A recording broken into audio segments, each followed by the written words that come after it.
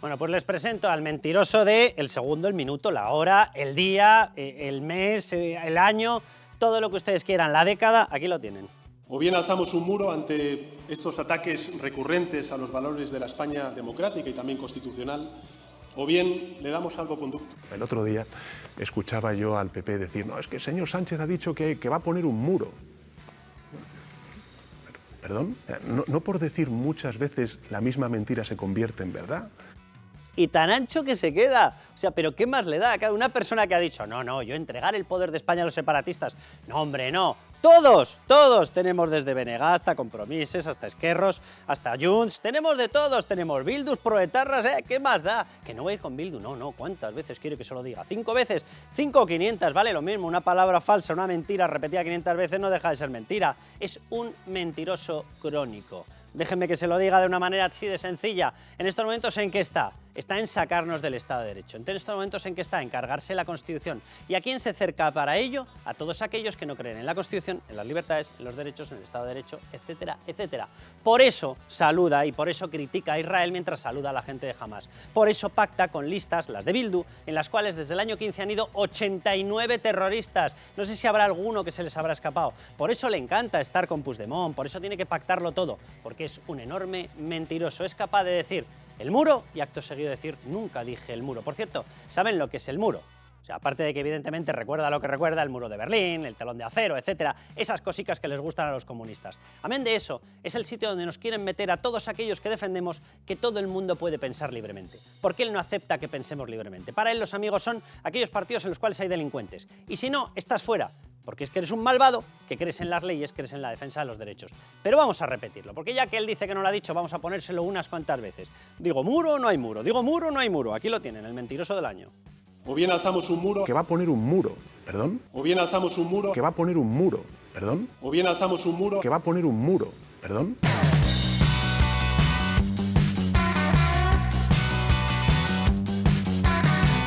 Mire, el objetivo que tengo como ministro de Justicia es que el Consejo General del Poder Judicial recupere su prestigio y devolverle la normalidad institucional que nunca debió perder. Es lo que tienen ellos. Bueno, Raúl Vilas, bienvenido, Miguel Ángel Pérez, bienvenido. Buenas. O sea, estos señores han cosechado, aparte de sentencias del Tribunal Constitucional por haberse cargado a un coronel Pérez de los Cobos porque cumplía con su deber, que era la obligación de secreto y no de permitir manipulaciones oficiales de ellos, precisamente en una actuación judicial. Bien, sentencia del Tribunal Constitucional en contra. El Tribunal Supremo les acaba de tumbar en estos momentos la designación de una persona, Magdalena Valerio. ¿Por qué? Pues porque es una política. Y ni jurista reconoció prestigio, ni historias de nada.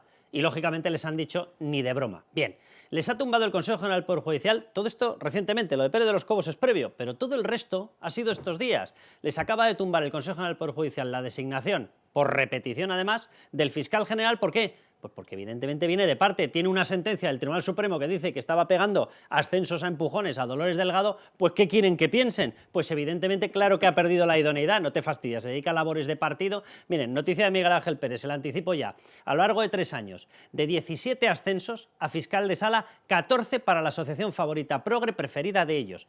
De 17, 14, no está mal, y no es la mayoritaria. Es curioso, ¿verdad? Qué ponderación más extraña del talento. Bien, todo eso en una semana. Bueno, Israel nos retira al embajador por los insultos que estamos lanzándoles, porque es que nos encanta, les encantan los terroristas de Hamás, así andamos. Pero este es el señor que va a recuperar el prestigio. Claro, después de quién depende la Fiscalía y de quién depende, después del Tribunal de Cuentas para mí, después de vamos a por el Tribunal Constitucional y ponemos al amiguito de restriego la toga por el polvo del camino, van a recuperar el prestigio. Raúl, vamos a hablar de la venganza que está preparando Sánchez, porque yo creo que se le puede llamar así perfectamente, contra los jueces que están haciendo lo que tienen que hacer.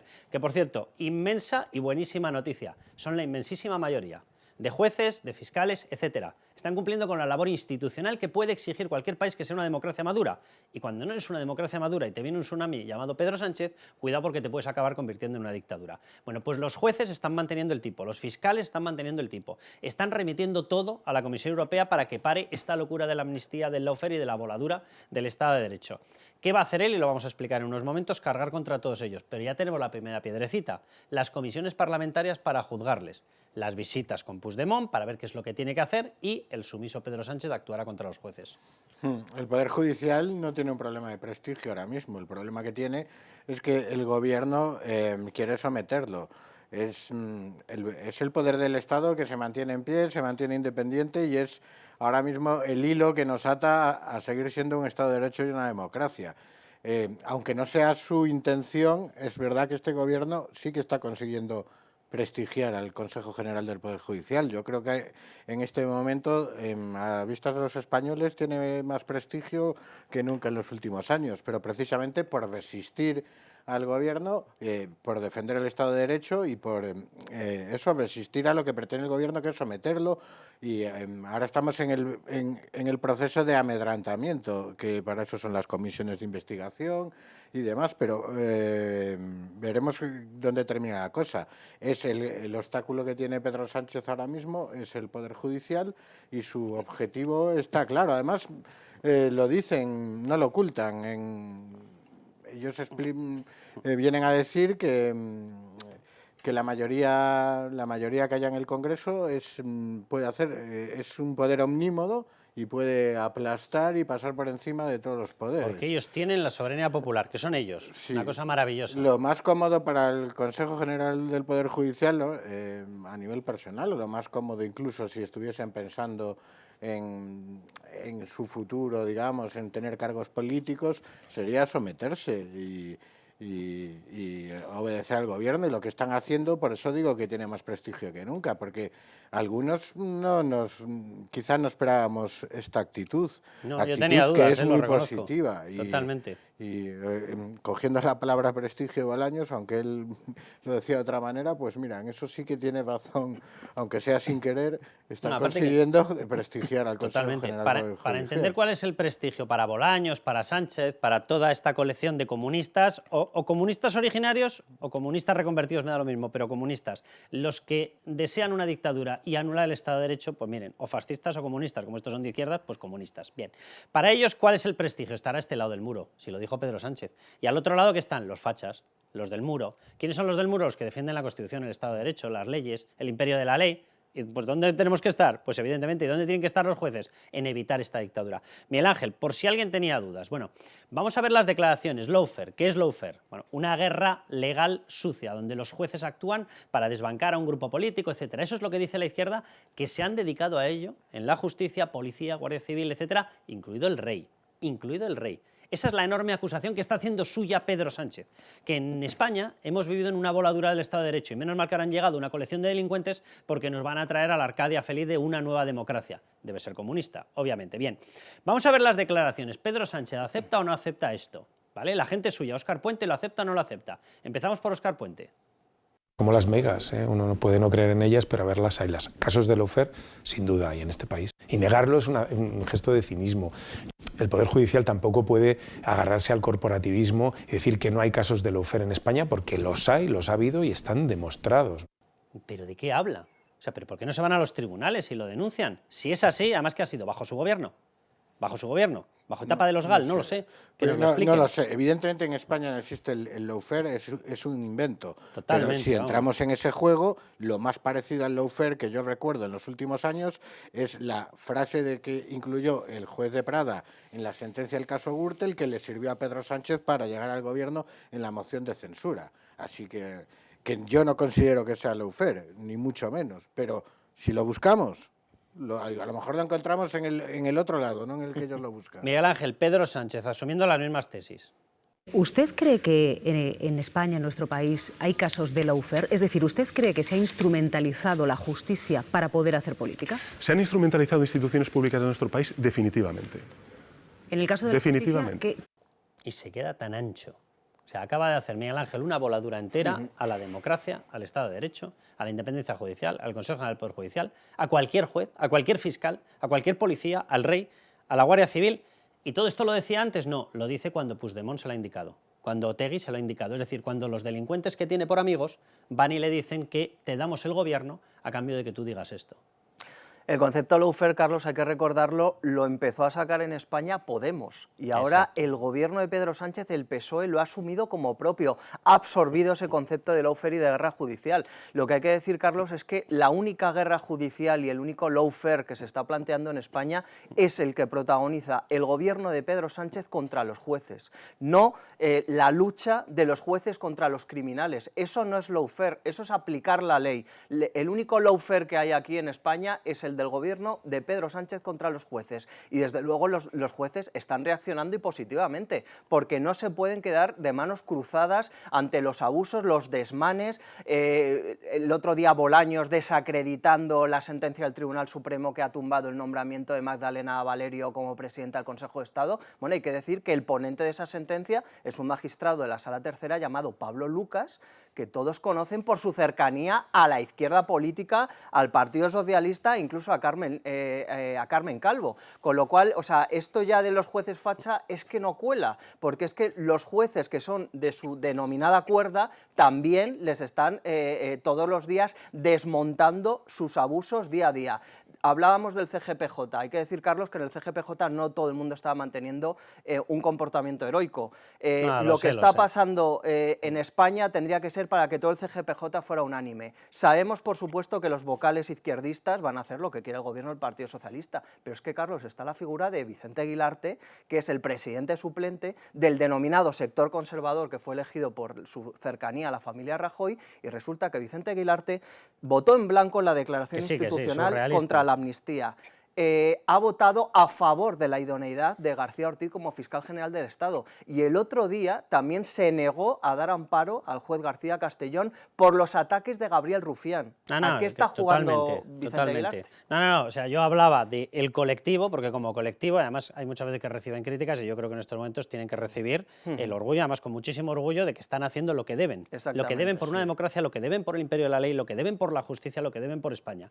Pero, que tienes toda la razón, simplemente quiero recordar, oye, enhorabuena a Mariano Rajoy, qué gran elección. O sea, ¿en qué momento podía fallar que el abogado que tiene el Colegio de Registradores fuese a ser un mal jurista en estos aspectos? ¿Qué podía fallar? O sea, no iba a coger un jurista de verdad, no, tenía que ser una persona que estaba ligada al colectivo del cual él ha obtenido determinada vida o determinado sistema de vida. ¿Cómo podía fallar, verdad? Pero bueno, vamos con dos momentos más. Atención, la portavoz de la Generalidad Catalana. Bien, dicen, esto será una cosa genérica, contra la justicia en genérico. No. Es contra los jueces con nombres y apellidos, porque es la venganza que están preparando contra ellos. Hay dos jueces o tres jueces, porque si incluimos a Marchena, evidentemente en estos momentos está en lo que tiene que estar al 100%, pero hay dos jueces que se han personado de una forma y han asumido una responsabilidad personal muy elevada en la lucha contra el rupturismo, el golpismo y en defensa de la democracia y el Estado de Derecho. Uno es Llarena, ya se puede ir preparando, porque contra el otro, García Castellón, que ha hecho lo que tenía que hacer, que es decir, señores, a Carles Puigdemont, que es ese con el que ustedes están negociando, como cabeza de determinados movimientos, Tsunami, CDR, etcétera, no me queda más remedio que imputarle por terrorismo. Y como terrorismo es materia de derecho europeo, eso significa que va a tener que decir en última instancia no Cándido Conde Pumpido, puesto por el gobierno, sino que decidirá el Tribunal de Justicia de la Unión Europea. Bueno, pues como ha hecho lo que tenía que hacer, prepárense para las palabras de la Generalidad, que a fin de cuentas es la que manda en estos momentos. La cúpula del estamento judicial que tiene el objetivo claro de boicotear, de dinamitar, de hacer volar por los aires o de impedir de todas que se pueda llegar a una negociación que a ellos no les debe parecer conveniente. Señalaba personalmente, decía, y responsabilizaba de ello, a García Castellón, al juez de la Audiencia Nacional. Y fíjense cómo se lo recuerda a Pedro Sánchez. O vas contra García Castellón o prepárate. Confiança poca, capacitat per fer complir els acords, tota. Per tant, això és el que farem. El president va ser molt clar i dirà, i aquesta confiança, perquè la tinc i perquè el president ho va dir clarament, si els acords no avancen, la legislatura espanyola tampoc ho farà. O sea, ¿ustedes se creen que en un país donde han votado 24 millones de personas, este partido, que ha obtenido menos de 400.000 votos, tenga este nivel de, perdón por la expresión, de chulería?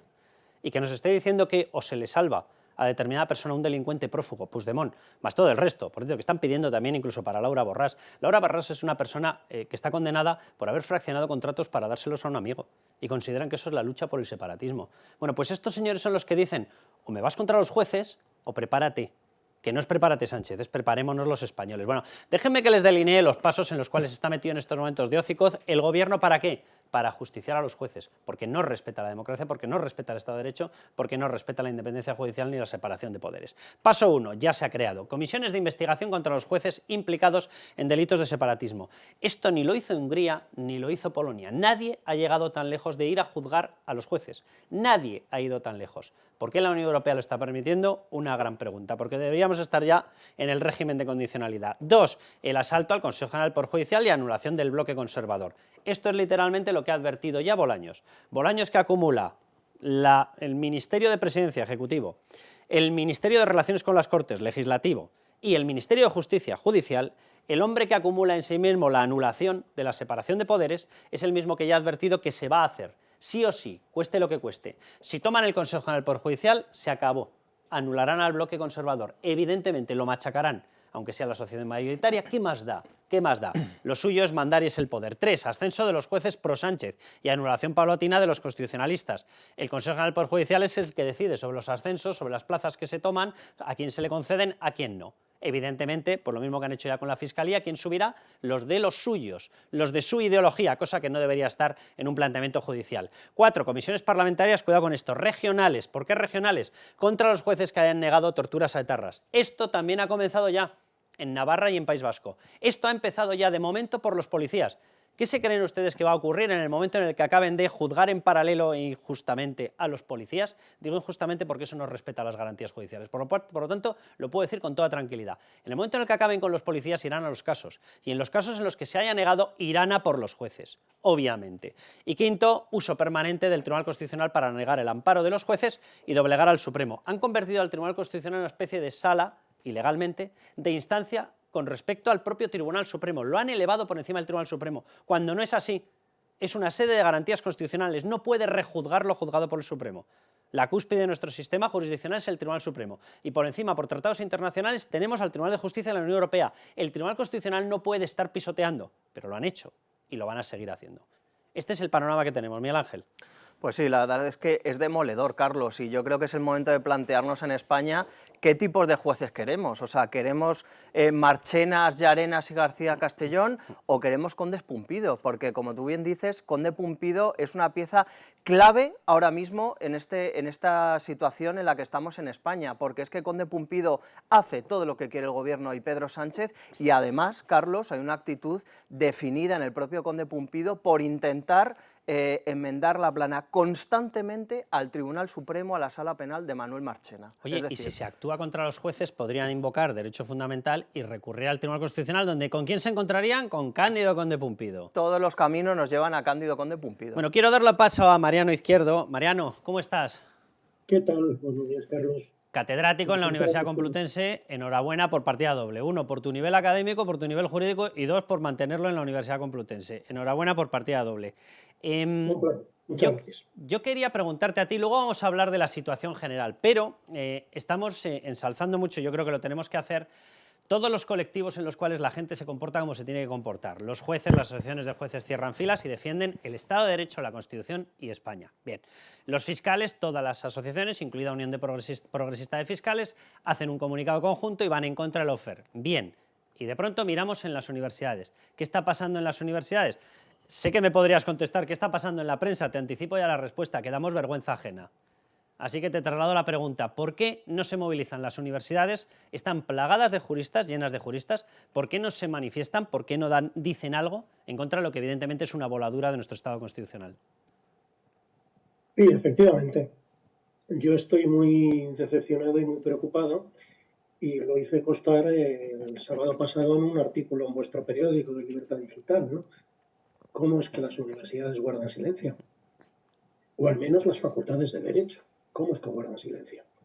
Bien, Granada, Córdoba, el CEU, la DAT Oliva en Barcelona, lo cual es mucha valentía por parte de ellos, sí han manifestado su pesar y su temor, pero en general se viene a entender que el carácter neutral que desde la Universidad de Bolonia en 1088, que fue la primera, pues es lo que caracteriza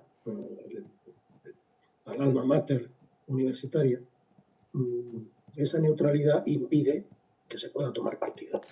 Mariano, ¿tú consideras que la neutralidad es la postura adecuada cuando está ocurriendo lo que está ocurriendo? Es decir, cuando se ve que te tumban un fiscal general porque es que no tiene idoneidad, es que no es discutible, es que acaba de ser desmontado por el Tribunal Supremo porque estaba subiendo a Dolores Delgado por un abuso de poder y porque le daba la gana. Cuando te tumban a Madalena Valerio y te lo tumba el Tribunal Supremo porque no has metido una política, no has metido un jurista de reconocido prestigio. Cuando resulta que estamos pisoteando el Tratado de la Unión Europea, obviamente, porque una amnistía, porque una voladura como la que estamos viendo se carga de facto el artículo 14 de la Constitución. ¿La neutralidad es un criterio defendible en ese momento? En absoluto, porque yo creo que además hay que distinguir dos cosas. Una es la amnistía, que ese es un asunto, a la vista está, perfectamente debatible. Uno puede tener los argumentos que quiera tener, yo tengo los míos, que por cierto, ayer comenzó a publicarse también en Libertad Digital una serie de breves artículos con los argumentos y los contraargumentos, tan poderosos estos últimos que convierten en falacias a los primeros. La amnistía es debatible, pero lo que no es en absoluto debatible y lo que es irritante y vergonzoso que las facultades de derecho, muy pocas, tomen partido, es que pueda el legislador entrar como elefante en cacharrería en el ámbito del Poder Judicial, creando comisiones de investigación para inspeccionar la labor de los jueces, ver cuáles son díscolos y revoltosos y deducir las oportunas responsabilidades. Mariano, ¿tú recuerdas algún país democrático, etapa actual en la cual haya ocurrido esto? No, en absoluto. Mira, Carlos, hace 2 días va habiendo cada vez más actos, dicho sea de paso. Una mesa redonda en la Complutense y cuando mis alumnos preguntaban, ¿y nosotros qué tenemos que hacer? Nosotros, con ilusión, seguir trabajando, estudiando, formando, aprendiendo idiomas. Pero una cosa, si esto fuera la Universidad Complutense, Facultad de Medicina, y la nueva ministra de Sanidad dijera, quitamos la patología, la fisiología y la anatomía del plan de estudios de medicina, ¿no se pondrían en pie de guerra las facultades de medicina? Bueno, te digo más, Mariano, imagínate que esto fuese a la inversa, que el que hubiese hablado de lawfare, que el que hubiese hablado de que los jueces están en una revuelta, fuese el Partido Popular. O sea, ya te digo yo lo que estaba pasando en la Universidad Complutense. No te quepa la menor duda. Entonces, claro, naturalmente ahí no se puede ser neutral porque en derecho nos están sustrayendo a la remanguillé, ¿verdad?, lo nuclear, el cimiento de los estudios jurídicos. Déjame que el legislador aprueba una ley, el ejecutivo la ejecuta y el judicial la interpreta y aplica. Y si eso cae todo. Vamos a estudiar otra cosa, veterinaria, lo que sea. Mariano, déjame que te haga una última pregunta. ¿Tú mantienes la esperanza de que el Tribunal de Justicia de la Unión Europea se cargue esta locura? Yo tengo más fe en el Tribunal de Justicia de la Unión Europea que la que pueda tener en el Tribunal Constitucional. Bueno, pero ahí me haces trampa, porque más que cero es cualquier cosa. Ojo, sin embargo, no descarto que dentro del Constitucional pueda haber sorpresas.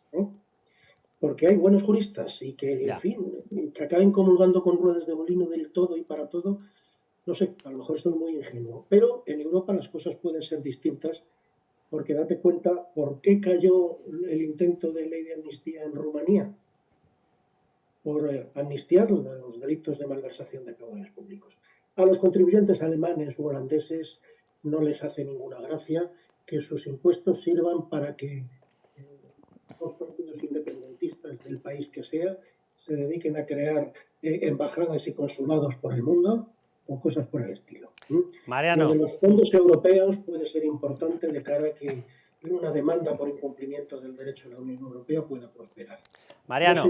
Lawfare, que no está, perdóname Carlos, no está lawfare presente textualmente, explícitamente en la ley, en la proposición de ley, ni en su exposición de motivos de una manera clara. La tienen camuflada, claro. Sí. Claro, porque ahí sí que sería un segundo argumento mucho más seductor, ¿no?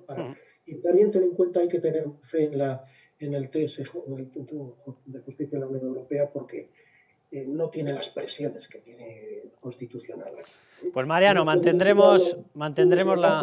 Sí. No van a tener inconveniente en entrar a saco en lo que haga falta. Yo soy optimista. Pues mantendremos la esperanza, Mariano. Un abrazo muy fuerte y muchísimas gracias. Gracias a vosotros, Carlos. Ánimo para todos. Os pido un chimpún, un comentario final en este bloque, Raúl. Vale, intentaré ser rápido. Neutralidad.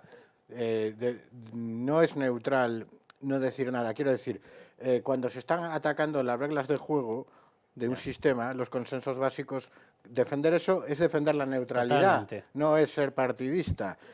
Precisamente el no defender el sistema, la separación de poderes, los consensos básicos, es lo que te pone fuera de la neutralidad. Es tomar partido por la destrucción de las reglas claro, constitucionales. Y respecto al lawfare, ya por cerrar, es que quede claro, es una forma que pretende ser sofisticada o refinada de decir algo que es muy burdo y que tiene muy poca venta, que es crear una casta privilegiada a la que no le afecta el imperio de la ley, que está por encima de la ley y que detenta un poder omnímodo. Entonces, claro, en una sociedad moderna vender eso es complicado, tiene poca venta. Entonces vamos a crear un término, y si es en inglés mucho mejor, para ciscarme en la democracia en nombre de la democracia. Además, porque lo que te dicen es que lo hacen en la democracia. Y el papel del Constitucional es clave porque este tipo de golpes modernos ya no son asonadas militares como en el siglo XIX o en el siglo XX. ¿Y en qué se basan? En crear situaciones inéditas desde el punto de vista institucional o constitucional. ¿Y quién dirime esos choques o esas situaciones inéditas siempre? El Tribunal Constitucional. Eso que está diciendo Raúl es importantísimo, porque qué casualidad que se han puesto a denunciar que los jueces son injustos para ellos, no para los demás. Es curioso, ¿verdad? O sea, ¿cuándo han encontrado que los jueces eran injustos? Cuando las barbaridades que quiere asumir Pedro Sánchez le impedían gobernar. Es decir, que en el fondo, a quien quiere que perdonen los tribunales por lo que está haciendo, dices, a los de Bildu, a los de Puigdemont, a los de Junts. Bueno, realmente el beneficiado es Sánchez, ¿eh? Y ellos son el pueblo. Sí, sí, ellos son. Sí. Un mensaje rápido y optimista, dado el panorama desolador. Yo particularmente tengo esperanza en el Tribunal de Justicia de la Unión Europea, que no en la Comisión Europea, donde hay unas relaciones, unas diplomacias con von der Leyen y Sánchez que parecen amiguitos, etcétera, que me hacen desconfiar, y sobre todo también la esperanza en los propios jueces españoles, que están dando la cara de forma heroica y valiente, y que ya el argumento de que los jueces son fachas ya no cuela en España. Miguel Ángel, muchísimas gracias. Raúl, ¿tú te quedas? Vamos, atención, al discurso del rey más difícil de los últimos tiempos. Más difícil incluso que el del 3 de octubre. ¿Por qué? Porque en el 3 de octubre, quieran que no, tenía como jefe de gobierno a Mariano Rajoy. Es decir, el que le podía censurar el discurso, y no se atrevió, porque no se atrevía, evidentemente, era Mariano Rajoy. ¿Por qué? Porque si no, los propios votantes suyos nos lo comíamos por los pies, ¿vale? Pero es que ahora el que puede censurar al rey es un señor llamado Pedro Sánchez. Ahora les explicamos todas las claves de ese discurso de Navidad del rey.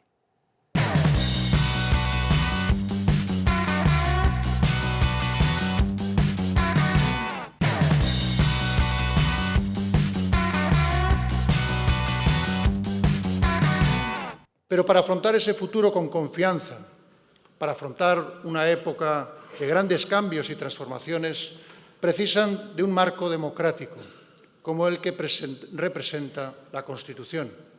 Claro, porque la Constitución se tiene que cuidar. ¿Y quién se la está cargando? Pedro Sánchez. Y así es complicado que mantengamos una democracia, porque las reglas de la democracia se plasman en la Constitución, donde vienen los derechos fundamentales. Uno de ellos, artículo 14, igualdad ante la ley. Pero este señor, Pedro Sánchez, se dedica a crear una casta política que puede hacer lo que le dé la gana, porque no va a pasar nunca por los tribunales. En esas estamos. Pero bueno, esta era la frase del rey, una de tantas. Luego van a ver alguna más. ¿Cómo respondía? Ya sé que es unir un poco dos fragmentos que no iban seguidos, pero ¿cómo respondía? ¿Qué muestra de respeto tenía Pedro Sánchez? Pues mírenlo, mírenlo.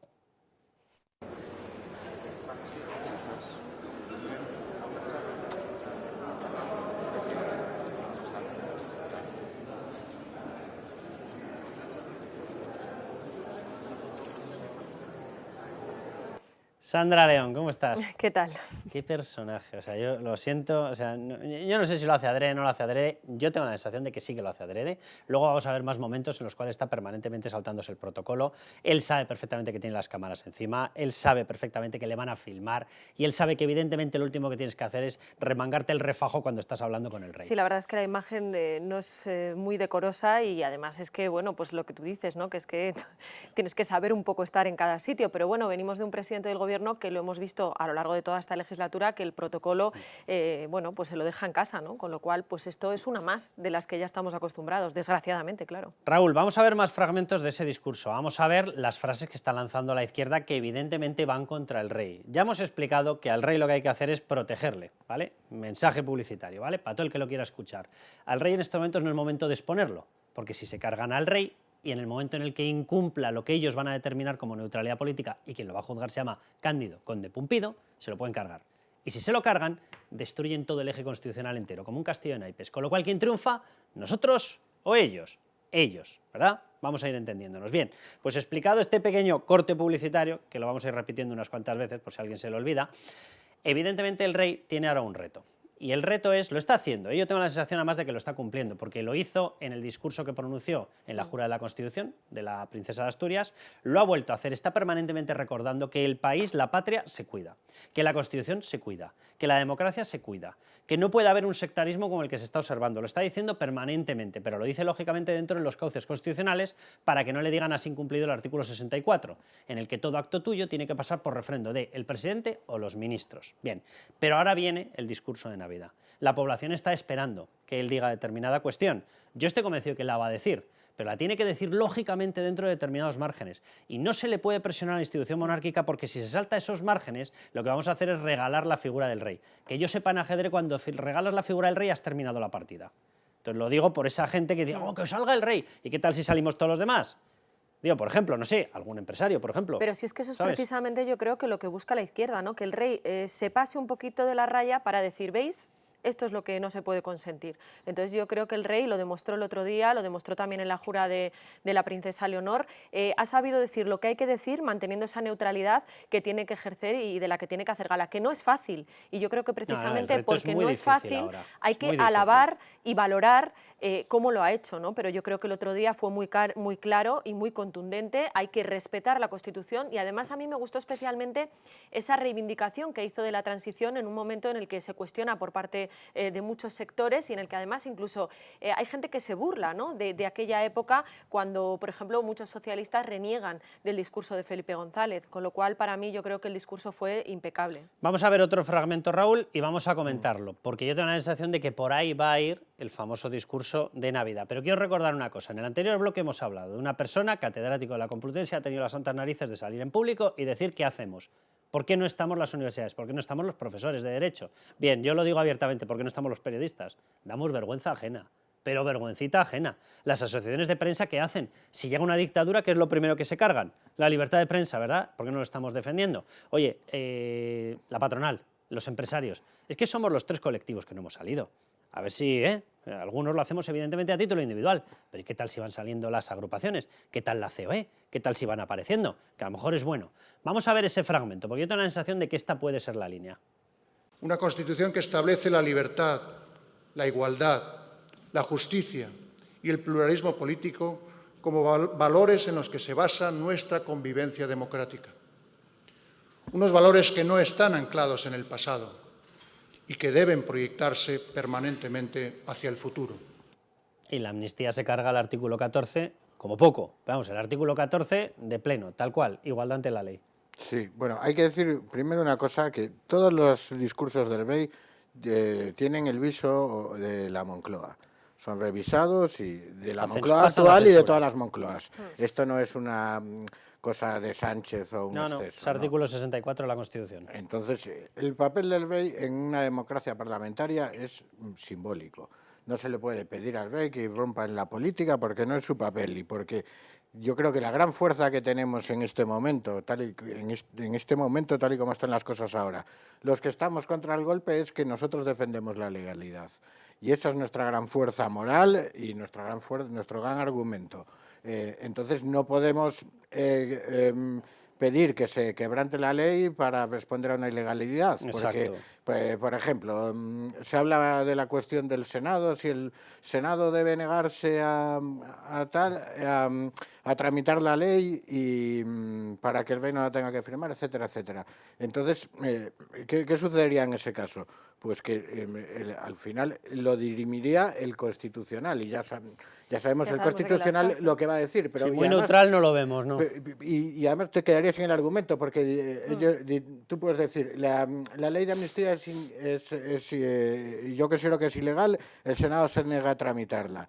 Pero si luego el Constitucional dice, aunque también sea discutible, pues no se puede negar, y entonces lo que diga el Congreso vale, ¿tú qué respondes a eso? Dices, bueno, pero es que el Congreso no puede, y ellos dirán, pero el Senado tampoco puede negarse. Quiero decir que entras en un bucle y una espiral de responder con ilegalidad otra ilegalidad, en la que perdemos toda nuestra fuerza. Perdona que me he liado. No, que sí. Volviendo al discurso del rey, a lo que puede hacer el rey, a lo que puede decir. Aparte de que esté todo revisado por la Moncloa, yo creo que si el rey hace un discurso de Navidad, el mismo que hizo hace 4 o 5 años, hablando aleatoriamente, solo con lo que se dice o con lo que decía su padre en los discursos cuando los hacía Juan Carlos, se podría interpretar prácticamente como un desafío al gobierno.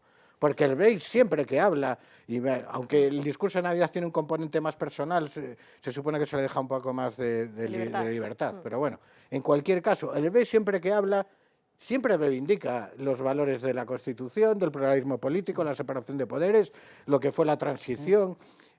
No es que el discurso que haya hecho en el Congreso estuviese pensado especialmente, que también. Eso te iba a decir, que a lo mejor quiero también. decir que es que diga lo que diga el rey, va a contrastar con lo que está haciendo Sánchez, porque, claro, Sánchez está cargando la Constitución. Entonces, si tú coges un discurso de Juan Carlos en los años 90 y lo pones en boca de Felipe hoy, pues podría ser interpretado como que Felipe va contra Sánchez. No, simplemente el que va contra Felipe o el que va contra la Constitución es Sánchez, y Felipe VI defiende la Constitución. Vamos con otro fragmento, Sandra. Este no es del último discurso, de la apertura de las Cortes, de la apertura del Congreso. Este es de la jura de la Constitución de Leonor. Pero atención, porque es que dice lo mismo, fíjense. La Constitución es un pacto, pero entendido no como una mera transacción, sino como una unión de voluntades. La Constitución demostró que éramos capaces de convivir desde la tolerancia y el respeto, de aceptar la discrepancia y la diferencia.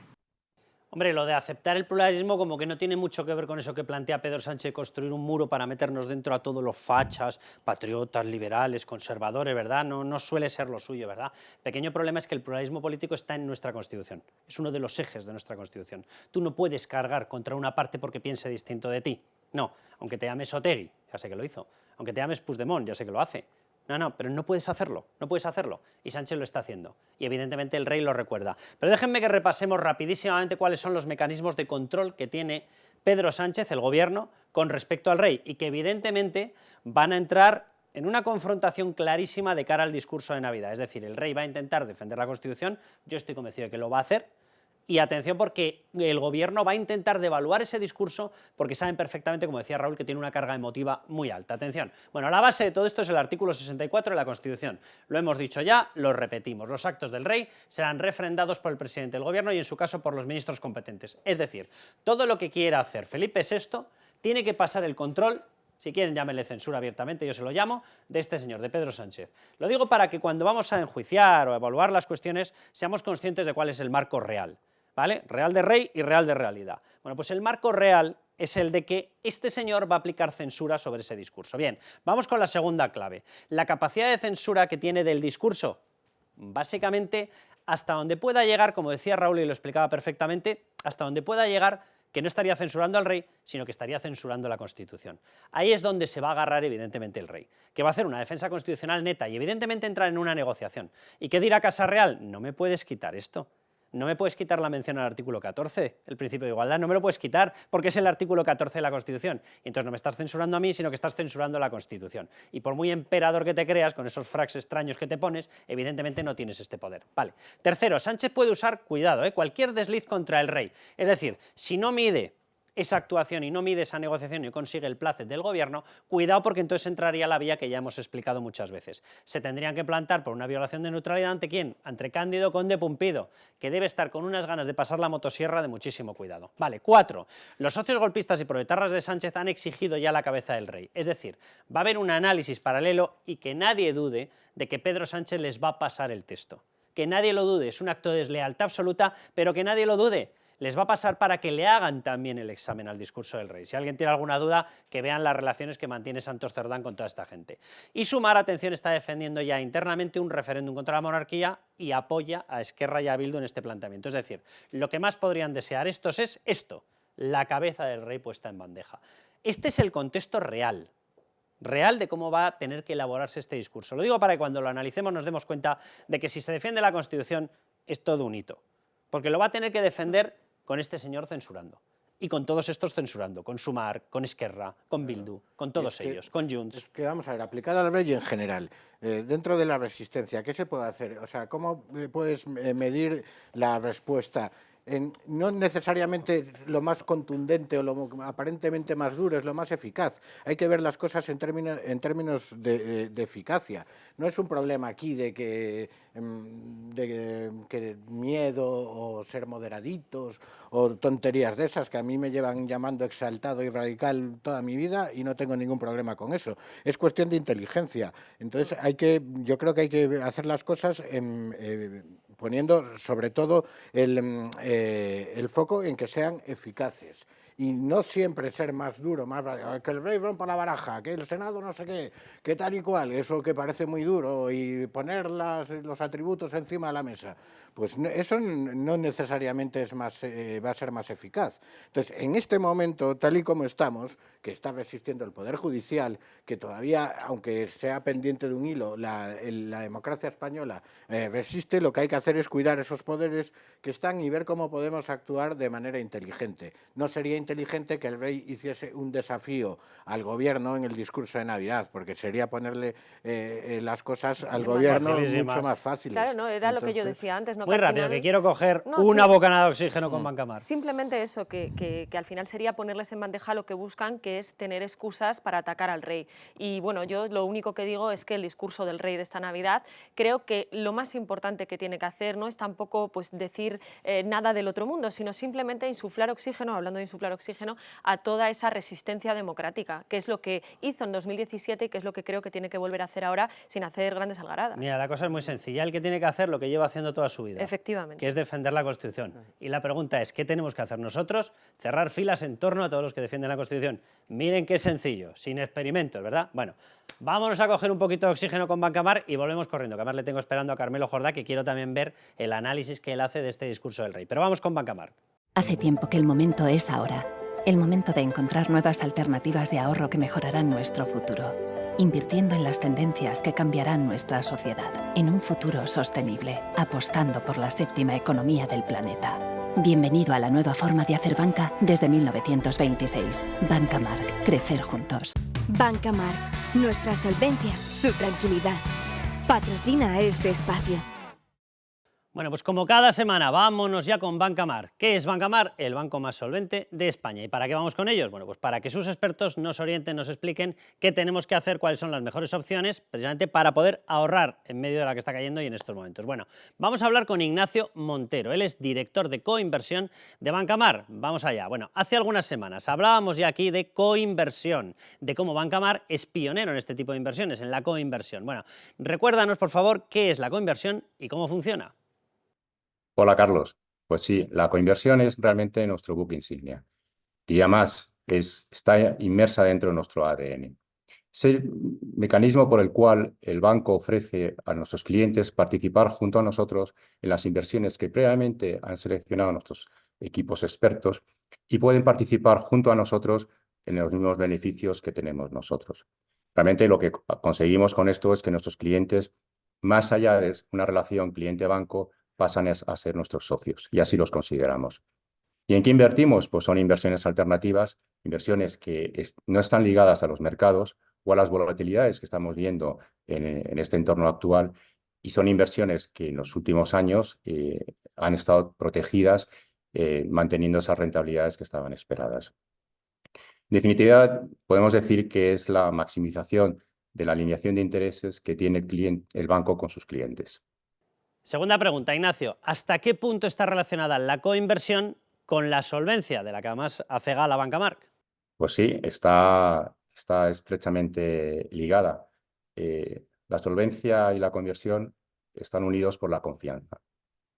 Cuando hablamos de confianza, nos estamos refiriendo a esta relación del cliente con el banco, sabiendo que el banco, en su experiencia de más de 100 años de existencia, hemos aprendido los equipos, que lo más importante para los clientes es la seguridad. Y esa seguridad la encuentran en un banco que es familiar y además es el más solvente de España. Pero esa confianza nosotros la queremos remarcar en dos direcciones. Y es, por nuestro lado, darle la posibilidad a que los clientes inviertan con nosotros en estas oportunidades que tenemos. Así lo reflejan los datos históricos en nuestras coinversiones, donde más de 3.000 millones de euros hemos gestionado y estamos gestionando, y más de 2.300 clientes han participado junto a nosotros. Pero quizás lo que más nos llena de orgullo y nos agrada es ver que los clientes repiten en las coinversiones. Es decir, más de un tercio de los clientes vienen repitiendo en las operaciones de coinversión que el banco les ofrece. Conclusión, podría decir que esta confianza viene con una doble protección, ¿no? Una es participar en la propia estrategia del banco y la otra es que además están participando en el banco más solvente de España. Vale, pues vamos, Ignacio, con la pregunta decisiva. En estos momentos, ¿en qué productos o en qué sectores se puede coinvertir con Banca Marc? Bueno, ejemplos hay muchos. Y además este año, que ha sido un año muy interesante en diferentes productos que hemos sacado, hemos hecho operaciones de capital riesgo, hemos hecho operaciones de deuda privada, hemos hecho operaciones en el sector inmobiliario, pero destacaría entre todas ellas la última que hemos sacado, que está muy ligada con la sostenibilidad, algo muy importante en la política del banco, y esto es Marc Energy Transition. Esto lo hemos hecho en una asociación que tenemos junto con Tikeo Capital, una de las mayores gestoras en Europa, y donde Banca Marc ha invertido más de 90 millones de euros. ¿Y dónde invertimos? ¿O dónde vamos a invertir? Pues en el capital de empresas europeas que participan en la descarbonización de la economía europea. Y van dirigidas hacia procesos de generación eléctrica, movilidad sostenible y eficiencia energética. Lo hacemos a través de 4 sectores transversales, que es la propia producción energética, la industria en general, el transporte y la construcción. En definitiva, creemos que Europa está viviendo unos cambios muy importantes, cambios muy disruptivos, y que es una oportunidad muy buena para posicionarnos junto con nuestros clientes en el futuro de la economía en Europa y además apoyar todos estos procesos de transición energética. Bueno, pues Ignacio, muchísimas gracias por supuesto a Banca Marc, que hace posible esta sección y que le expliquemos a la gente dónde hay que invertir, y nos volvemos a la tertulia. Banca Marc, nuestra solvencia, su tranquilidad. Ha patrocinado este espacio. Hace tiempo que el momento es ahora. El momento de encontrar nuevas alternativas de ahorro que mejorarán nuestro futuro. Invirtiendo en las tendencias que cambiarán nuestra sociedad. En un futuro sostenible. Apostando por la 7ª economía del planeta. Bienvenido a la nueva forma de hacer banca desde 1926. Banca Marc. Crecer juntos. Bueno, pues ya de vuelta. Atención, vamos a ver. ¿Cómo puede censurar ese discurso del rey una persona que no deja de saltarse el protocolo? Ya se lo hemos mostrado en este programa en otras ocasiones. Está permanentemente, yo me pongo en el pasamanos, yo me pongo en el besamanos, le falta pegarle empujones a determinada gente. Bien, el otro día lo repetía, una escena. No puedes hacer lo que van a ver en estos momentos, permanentemente hablando detrás de los reyes. Da vergüenza ajena. Parece un niño chico en una clase, o sea, falta que salga la profesora y le diga te quieres callar ya. Dicen, ¿pero es algo casual? Bueno, vamos primero con el plano en el cual se ve lo que hizo en la apertura de la legislatura. Y luego les muestro otro pasaje previo, a ver si es casual o no es casual. Fíjense.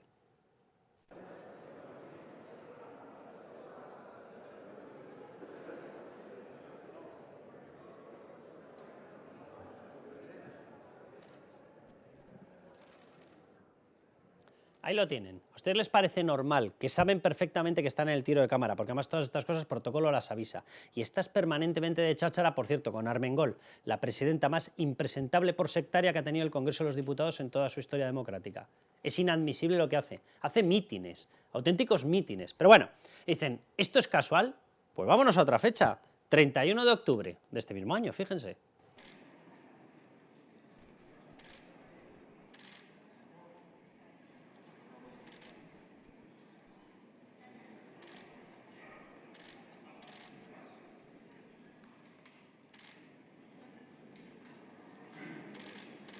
Lo mismo, risitas, comentarios permanentes, hasta Cándido Conde Pumpido, con lo que es, sabía estar callado, pero ellos no. O sea, es permanentemente pisotear la figura protocolaria, la figura en general, pero la protocolaria para dar la imagen de que esto es de chisgarabís, que esto es una cosa de nada, que esto es una cosa que la podemos pisotear y tumbar cuando nos dé la gana. Sí, hay una incomodidad evidente cada vez que coincide Sánchez con el rey.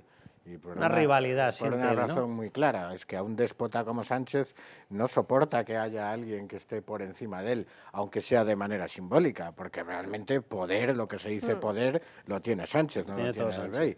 Pero es que llega a tal punto su egolatría, su despotismo, que no lo soporta, no lo soporta. Yo creo que más esa incomodidad, yo no sé si de manera deliberada o no, es la que le lleva a saltarse el protocolo y a estar siempre fuera de lugar cuando coincide con el rey. Carmelo Jordá, ¿cómo estás? Hola, muy buenas, encantado de estar aquí. ¿Cómo lo ves? El tema protocolario, y luego te voy a preguntar, evidentemente, por el discurso del rey. ¿Hasta dónde puede llegar? ¿Hasta dónde no puede llegar? ¿Qué esperas de ese discurso? Lo digo porque a mí el otro día me decía una persona, y es una de las altas autoridades, como se denomina, en una comida, estamos ahí los dos, y me decía, a ver, cuidado con la forma de pensar de Pedro Sánchez. Y tenía razón en una cosa, y me dice, para él nunca puede bajar. Y el problema que tenemos en España es que ha llegado a jefe de gobierno y por encima, al haberse cerrado las puertas del mundo occidental, porque evidentemente con las barbaridades que está diciendo todos los cargos, Secretaría General de la OTAN, sustitución de Charles Michel en el Consejo, etcétera, no le van a salir. Y eso significa que solamente tiene un cargo por encima, a nivel de protocolo. Y eso es un problema para todos los españoles, porque el único cargo que tiene por encima, a efectos de protocolo, se llama jefatura de Estado, la del rey. Y yo es verdad que al principio nos reímos y luego nos quedamos los dos así pensándolo y diciendo, espérate que es que efectivamente la frase tiene todo el sentido. Carmelo. Bueno, yo creo que hay dos problemas básicos. Uno es el primero, lo que apuntabais, es decir, hay una enemistad manifiesta porque de alguna forma Sánchez ve en el rey eso a lo que quizá de alguna forma, no sé si consciente o inconsciente, quiere aspirar, pero también ve un obstáculo. Es decir, totalmente. Está claro, lo estáis diciendo desde el principio del bloque, que la monarquía es uno de los grandes obstáculos para que Sánchez logre el cambio de régimen por la puerta de atrás que está intentando hacer. Entonces, se junta todo, ¿no? Aparte de eso, hay que decir también que Sánchez es una persona que tiene un problema de saber estar que yo creo que se manifiesta en todas sus apariciones, porque ya no es contra Sánchez, es que, por ejemplo, el viaje a Israel ha sido un ejemplo. Oye, bueno, esa es otra, sí. Hay cosas que no deberías decir, pero es que si encima de que no deberías decirlas, deberías mirar dónde las dices, ¿no? Y no puede, es una cosa que es un señor que no sabe cuál es la dignidad que tiene un presidente del gobierno de España y cómo debe representarse ese papel desde el punto de vista, pues exacto, protocolario, desde el punto de vista de cómo debes estar, qué debes hacer. Otro ejemplo, las risotadas en el discurso de investidura, es que es una cosa que es completamente impropia, ¿no? Su gran amigo parlamentario es Óscar Puente y lo es por algo, sí. Efectivamente. Es un dúo así, es el modelo, los gentlemen, sí. Entonces, es un tema, yo creo que hay una parte política, efectivamente, digamos, de odio, de envidia y de chulería. Le puedes llamar chulería, que tienes permiso, sí. Y hay otra parte de que realmente es que él es así, es un tío que no sabe no sabe cumplir con ese papel. Carmelo, ¿qué esperas de ese discurso del rey? ¿Hasta dónde crees que puede llegar? ¿Hasta dónde puede llegar la censura? Ya lo hemos explicado, de Pedro Sánchez y de sus socios. Mira, yo espero una cosa muy importante. Creo que tendría que ser un discurso con una audiencia brutal. Y eso sería lo primero. Es decir, creo que la gente debe tomarse... ¿Qué puede hacer la gente para apoyar al rey? Pues una de las cosas que puede hacer es que ese discurso tenga una audiencia bestial. Y eso me parece que sería un buen primer paso. Aparte de eso, obviamente, es muy importante lo que pueda decir, lo que no. Es decir, que debería haber un interés, pero que más allá del interés que tiene todos los años y que este año tiene más casi más que nunca, pues la gente creo que debería ver ese discurso como una forma de apoyo. O sea, eso me parece una primera cosa. Y luego, efectivamente, el discurso tiene, digamos, los márgenes en los que se puede mover el rey son muy estrechos, pero el rey sabe moverse en esos márgenes. Si uno de los fragmentos que has puesto antes, el rey hablaba de 4 puntos. Justicia, que es lo que se están cargando con el lawfare y la persecución a los jueces. Igualdad, que es lo que se cargan con la amnistía. Libertad, que es hacia lo que vamos a perder. Que es lo que llevan cargándose desde el inicio, sí. Exacto, el pluralismo político, que es exactamente lo contrario al muro de Sánchez. Entonces, son frases que en cualquier otro contexto pues serían simplemente un discurso protocolario sobre la Constitución, pero que en este momento tienen un profundo significado político, pero al mismo tiempo no se pueden quitar.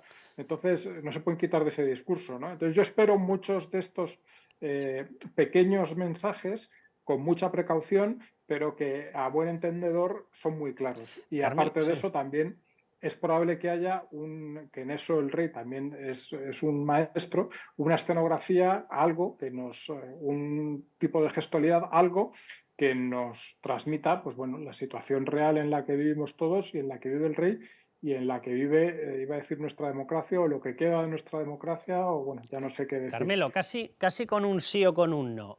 Tú no tienes la sensación, porque yo sí que la tengo. ¿A quién le molesta la figura del rey? A la izquierda, a la que está en el golpismo. ¿Quiénes estamos encantados con lo que está haciendo el rey? Los constitucionalistas. Hombre, pues tan mal no lo debe estar haciendo, ¿no? El mensaje debe estar calando. Claro, no lo está digo haciendo yo, mal. ¿no? Está haciendo un gran papel y está siendo un gran rey. No, lo digo porque el efecto que se produjo el 3 de octubre, que es verdad que en ese momento fue mucho más puntual, aquí que es un golpe por fases, yo tengo la sensación de que ya lo está consiguiendo. Sí está siendo un líder de la defensa constitucional. Sin duda alguna. El 3 de octubre lo que pasa es que estábamos ante un golpe distinto, más inmediato y de otra forma. Entonces la reacción tenía que ser inmediata y lo fue. Aquí estamos ante un proceso más a largo plazo, yo creo que más peligroso que los del 3 de octubre, sin duda alguna, pero más a largo plazo y con otras implicaciones y con otros organismos metidos en la cosa, como obviamente el Tribunal Constitucional. Entonces la reacción tiene que ser de otra forma. Pero el rey está haciendo lo que debe y él y su familia y su hija pueden ser y deben ser y están siendo una de las formaciones de vanguardia, casi diría, en la defensa de esta democracia y algo a lo que todos los que seguimos defendiendo esta democracia podemos unirnos y en lo que nos sentimos representados, pero sin duda alguna. Carmelo, muchísimas gracias. Raúl, muchísimas gracias. Un placer. Sandra, tú te quedas, viene Luis Fernando Quintero y hablamos del premio frutero de la semana, Yolanda Díaz. No se pierdan los popitos. ¡Ay, vuelvo a ser vicepresidenta! ¡Ay, qué ilusión! Y casi no me enchufasteis, tío y papá, en comisiones obreras. ¡Ay!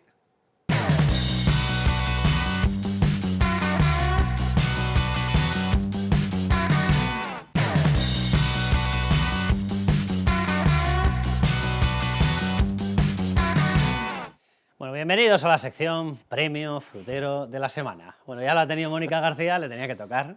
Yolanda Díaz, cómo no. Recién bajada del cohete. Bueno, le vamos a ver, atención, el último fragmento que es buenísimo. Que se pone a llorar. O sea, les faltó, papá, mamá, estoy aquí, he venido. Vuelvo a ser vicepresidenta. Y mirad, le ha faltado decir, y mirad que me decíais que no llegaría a nada con mi forma de pensar. Bueno, pues nada, que lo ha conseguido, está emocionada, se pone a llorar. Vamos a verla. Yolanda Díaz. Hoy es un día especial para mí.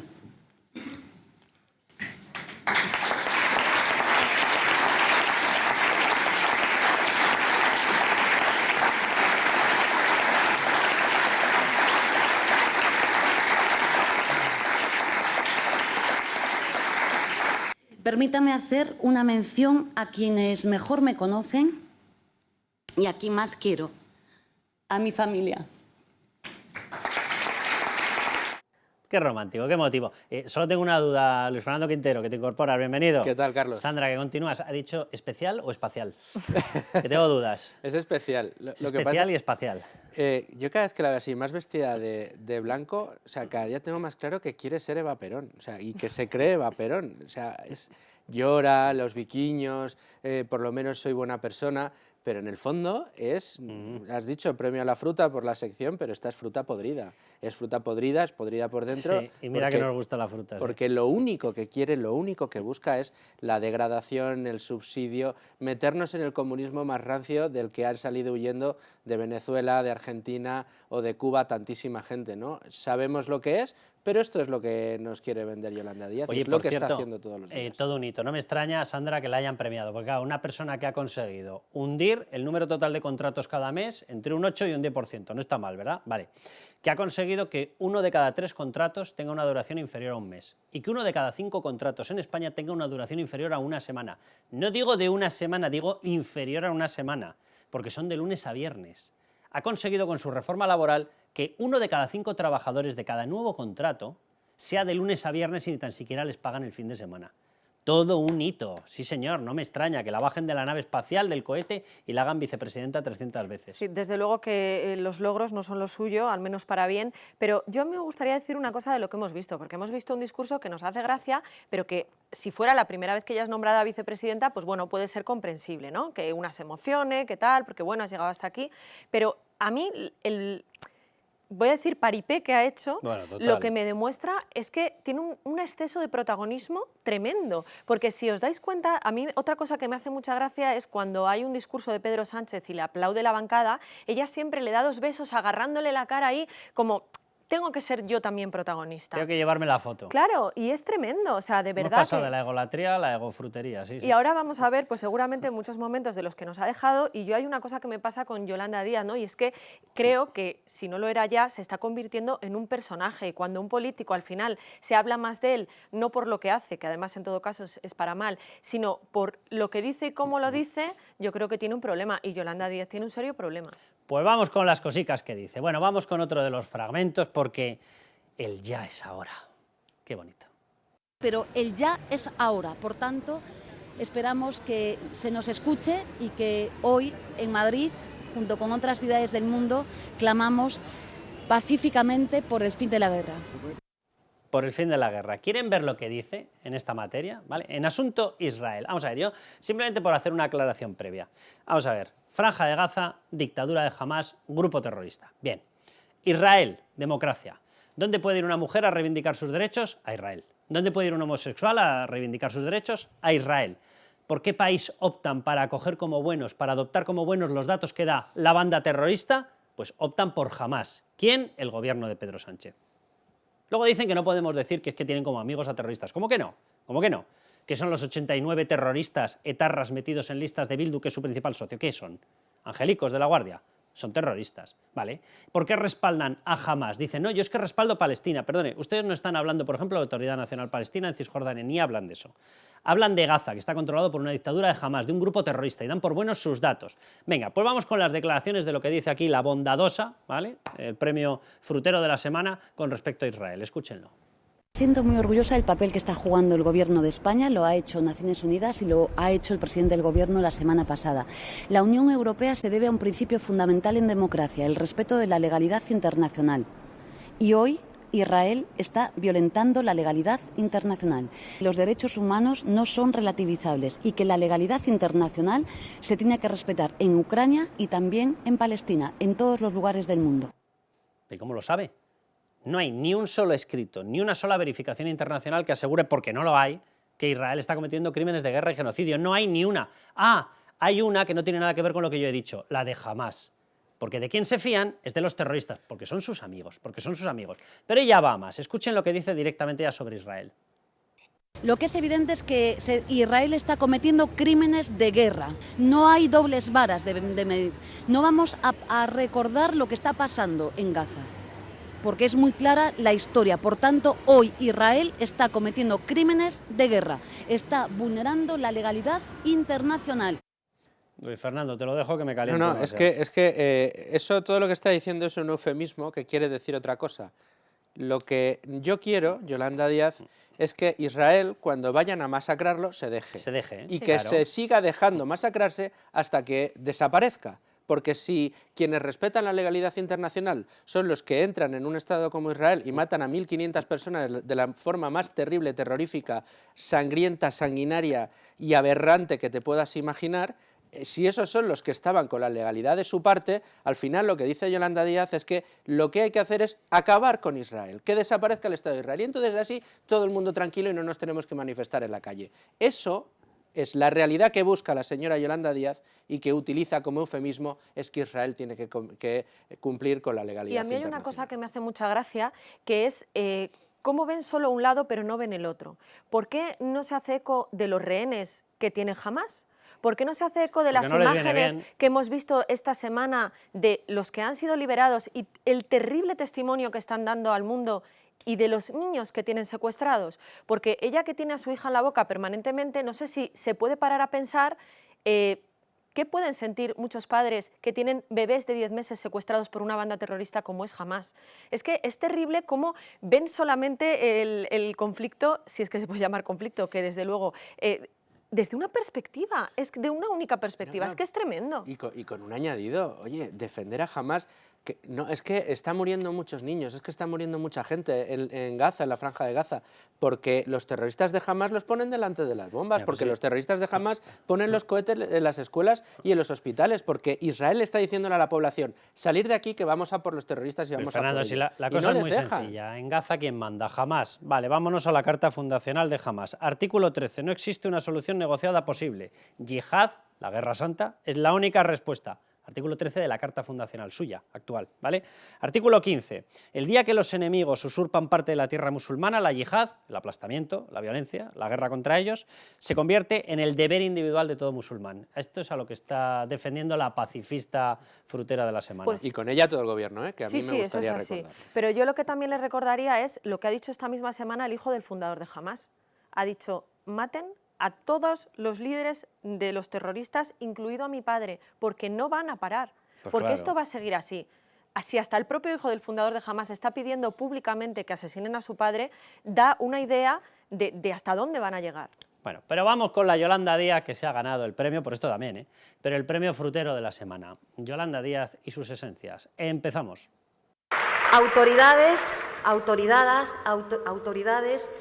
amigos y amigas todos. Ahí te ha quedado. Y sin ensayarlo, ¿eh? Una cosa... Venga, vamos con el siguiente, atención, porque aquí ya directamente se va a tantas y tontos. Es ella, yo qué quiero que les diga. Os quiero dar las gracias en la fiesta del orgullo. Daros las gracias a tantas y tantas personas que lo habéis hecho posible. Son justamente los más débiles, las más débiles, las que están acogidas a esa tarifa. Ahí está. Mira, yo creo que se debía estar refiriendo a que una persona LGTB tiene que ser muy tonto para hacer un acto en Gaza, porque directamente lo matan. Pero claro, esto no lo dirá ella, ni se irá a hacer un acto en defensa de los LGTB, en defensa de los homosexuales allí, porque claro, es que allí los apedrean y los matan. Claro, pequeño detallín. Bien, en España no, y en Madrid menos aún, porque vienen a Madrid y se sienten encantados de venir a Madrid el Día del Orgullo porque son libres y donde más seguros están. ¿Qué cosa? El feudo facha, ¿verdad, Yolanda? Bueno, vamos con otra, Espartaco. Y usar la inteligencia artificial para algo que ansiamos mucho desde Espartaco hasta hoy, y es que tenemos que trabajar menos, trabajar mejor y aumentar la productividad.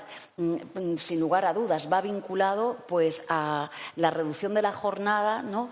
Va vinculado, por ejemplo, el algoritmo Max del que les he hablado, tiene mucha eficiencia en las horas extras que se hacían en nuestro país no retribuidas, con el control de la jornada.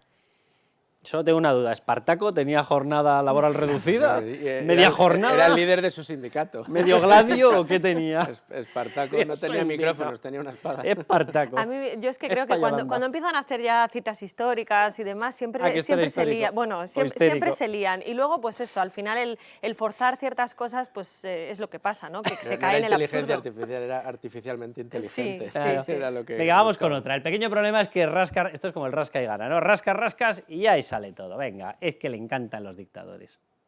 Reconocemos en él al más digno libertador. Chávez ha retomado el sueño de la unidad de los pueblos de América, gracias al liderazgo del compañero Hugo Chávez.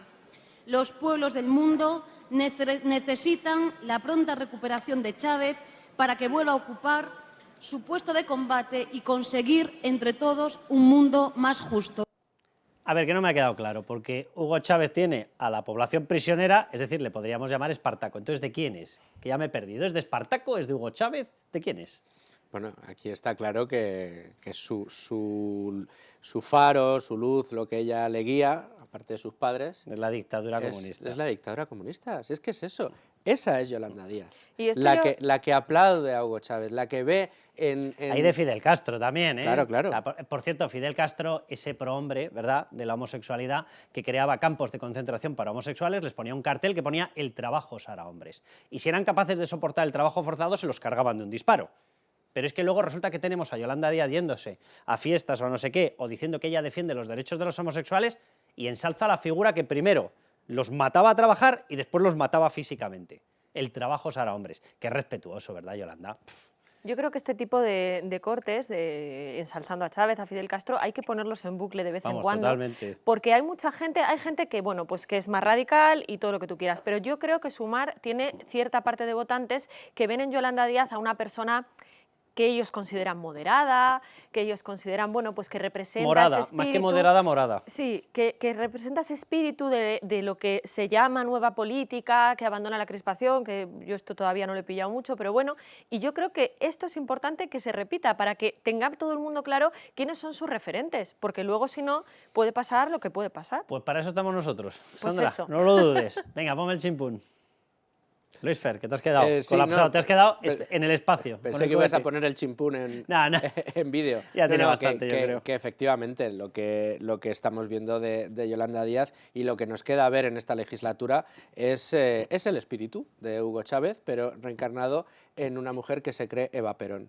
Eso es lo que tenemos en Yolanda Díaz. Se cargará el mercado de trabajo todavía más de lo que se lo ha cargado y todo lo que le dejen tocar. No olvidemos que el impuesto este famoso sobre los beneficios que ya han obtenido las empresas para que tengan un tipo efectivo final del 15%, ese también es de Yolanda Díaz. Bueno, pues ellos a defender dictadores, ellos a defender el golpe, ellos a defender la voladura constitucional, nosotros a defender todo lo contrario, y ustedes a levantar España. ¡Hala, que hemos acabado!